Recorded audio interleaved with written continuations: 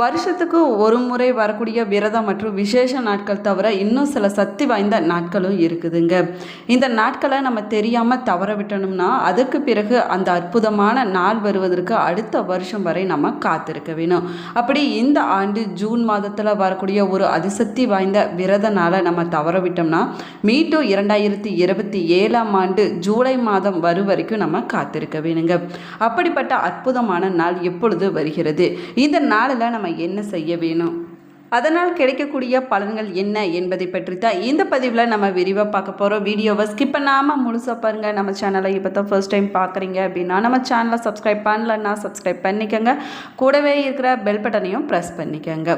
வீட்டில் எப்பயுமே சண்டையும் சச்சரவுமாக இருக்குதா, உங்களுக்கு ஒரு விதமான மன அழுத்தமாகவே இருந்து கொண்டு இருக்குதா, திடீர்னு பதட்டம் படப்படப்பு ஏற்படுதா, திருமண வர நிச்சயம் கைகூடுற மாதிரி தள்ளி கொண்டே போய் கொண்டு இருக்குதா, இது போன்ற பிரச்சனைகளுக்கு இந்த வீடியோவுக்கு கீழே டிஸ்கிரிப்ஷனில் ஜோதிடரோட வாட்ஸ்அப் நம்பர் கொடுத்துருக்குறேன்.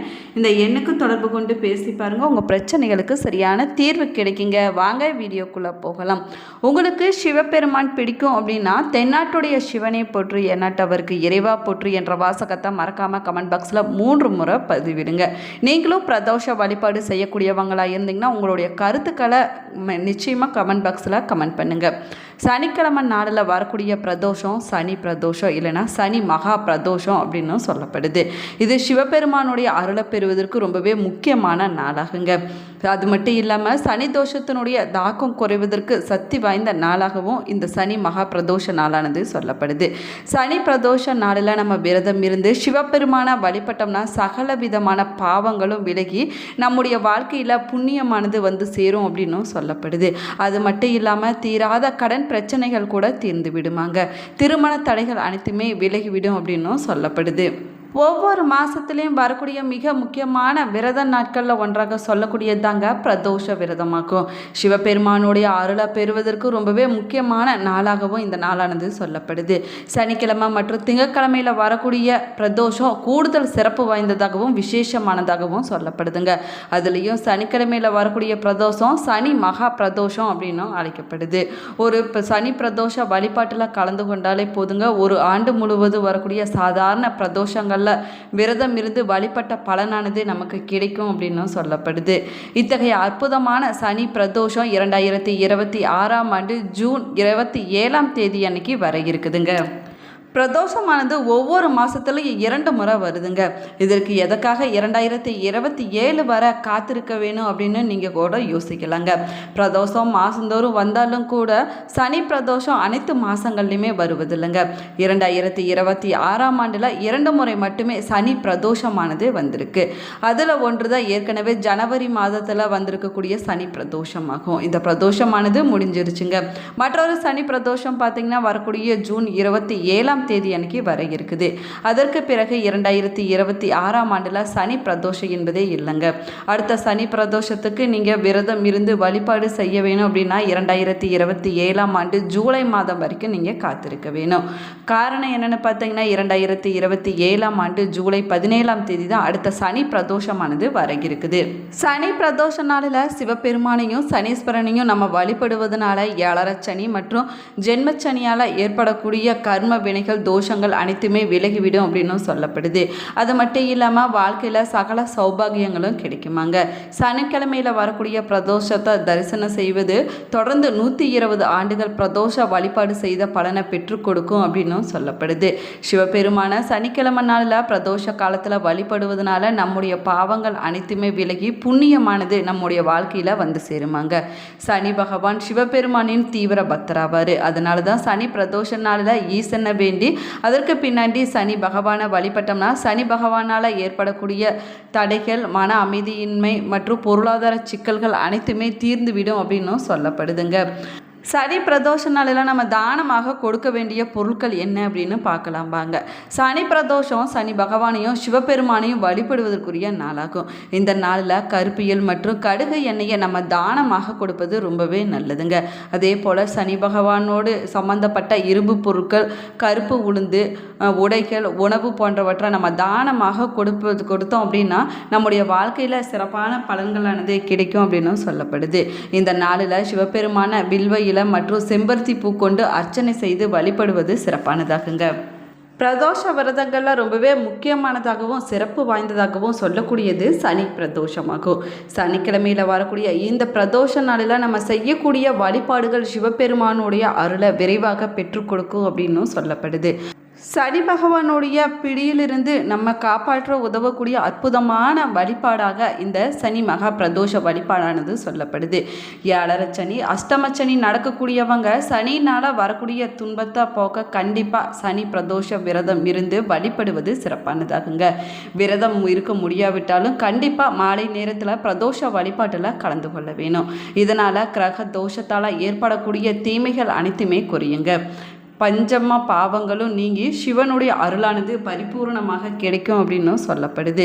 சனி மகா பிரதோஷ நாளில் நாம் இருக்கும் விரதம் 1000 சாதாரண பிரதோஷம் இருந்த பலனை பெற்றுக் கொடுக்கும் அப்படின்னு சொல்லப்படுது.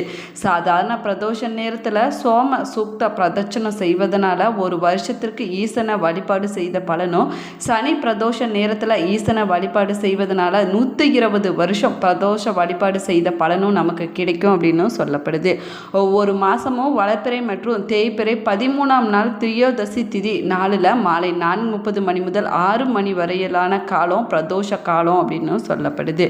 அன்றைய நாளில் தான் சிவபெருமான் ஆழகால விஷத்தை உண்டு மயக்கம் தெளிந்து அகிலத்தை காத்ததாக புராணங்களில் சொல்லப்படுது.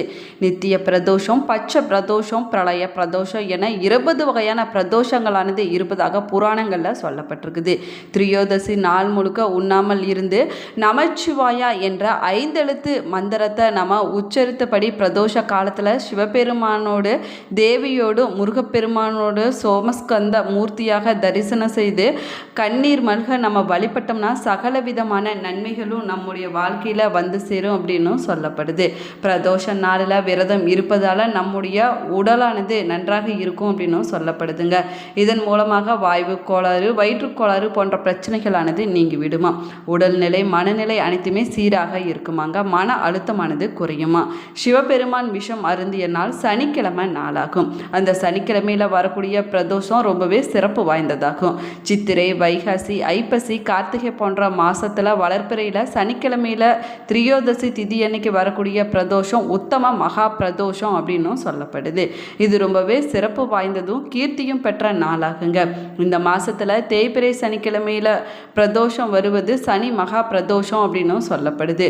மகா சிவராத்திரி காலத்தில் மாசி மாதத்தில் சனி பிரதோஷம் வருவது மகா சனி பிரதோஷம் அப்படின்னும் சொல்லப்படுதுங்க. எந்த மாதத்தில் வந்தாலும் சரி சனிக்கிழமையில் வரக்கூடிய பிரதோஷம் ரொம்பவே உயர்வான பிரதோஷமாகும். சனிக்கிழமை என்பது சனி பகவானுக்குரிய நாளாகும். அதனால தான் சனி பகவானால் சொல்ல முடியாத அளவுக்கு பலவிதமான துன்பங்களை அனுபவிச்சுட்டு வரக்கூடியவங்க சனி பிரதோஷ நாளில் சிவபெருமான வழிபட்டாங்கன்னா சனி பகவானால் ஏற்படக்கூடிய துன்பங்கள்லிருந்து விடுபட முடியும் அப்படின்னு சொல்லப்படுதுங்க. ஆனால் சனி பிரதோஷ நாளில் சிவபெருமானை வழிபடுவதற்கு முன்னாடி நந்திய பகவானை நம்ம மனதார வழிபட வேணும். நம்முடைய வேண்டுதல்கள் விரைவாக நிறைவேற வேணும் அப்படின்னு முதல்ல நந்திய பெருமானுடைய அருளை பெற வேணுங்க. அவரிடம் நம்முடைய கோரிக்கைகளை முன்வைக்க வேணும். சனி பிரதோஷ நாளில் நந்திய தேவருக்கு அருகம்புல் மாலை சாற்றி வில்வத்தால் அர்ச்சனை செய்து மனமுருகி நம்ம வழிபட வேணும். நந்திய பகவானுக்குரிய மந்திரங்களை சொல்லி வழிபடுவது அன்றைய நாளில் சிறப்பானதாகுங்க. நந்தி அபிஷேகத்துக்கு வேண்டிய பொருட்களை நம்ம வாங்கி கொடுத்து வழிபட்டோம்னா சனி பகவானால் ஏற்படக்கூடிய சகலவிதமான துன்பங்கள்லிருந்து விரைவில் நமக்கு விடுதலையானது கிடைக்கும் அப்படின்னும் சொல்லப்படுது.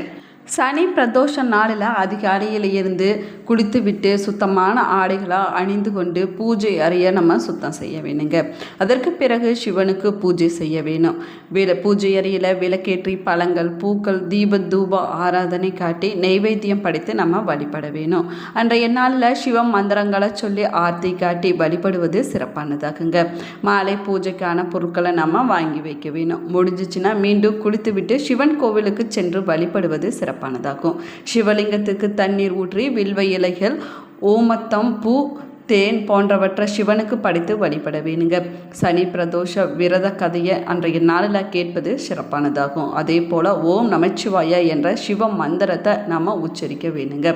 பூஜையின் முடிவில் சிவனுக்கு ஆர்த்தி காட்டி நம்ம கடைப்பிடித்த விரதம் மற்றும் பூஜை தெரியாமல் ஏதாவது தவறு நடந்துருச்சுன்னா அதுக்காக என்னை மன்னிக்க வேணும் அப்படின்னு சிவபெருமானிடம் நம்ம மன்னிப்பு கேட்க வேணுங்க. இதனால் சிவபெருமான் மன மகிழ்ச்சி அடைவாராம். ஒரு விளக்கை ஏற்றி அரச மரத்துக்கு கீழே வைத்து சனி பகவானுக்கு பிரார்த்தனை நம்ம செய்ய வேணுங்க. அவருடைய மந்திரங்களை பக்தியோடு சொல்லி வழிபடுவது சிறப்பானதாகும். இந்த பதிவு உங்களுக்கு பயனுள்ள தகவல்களை கொடுத்துருக்குன்னு நினைக்கிறேன். இந்த பதிவு உங்களுக்கு பிடிச்சிருந்தால் லைக் பண்ணுங்கள், ஷேர் பண்ணுங்கள், கமெண்ட் பண்ணுங்கள். இன்னும் நம்ம சேனலை சப்ஸ்கிரைப் பண்ணலன்னா சப்ஸ்கிரைப் பண்ணிக்கங்க. கூடவே இருக்கிற பெல் பட்டனையும் ப்ரெஸ் பண்ணிக்கங்க.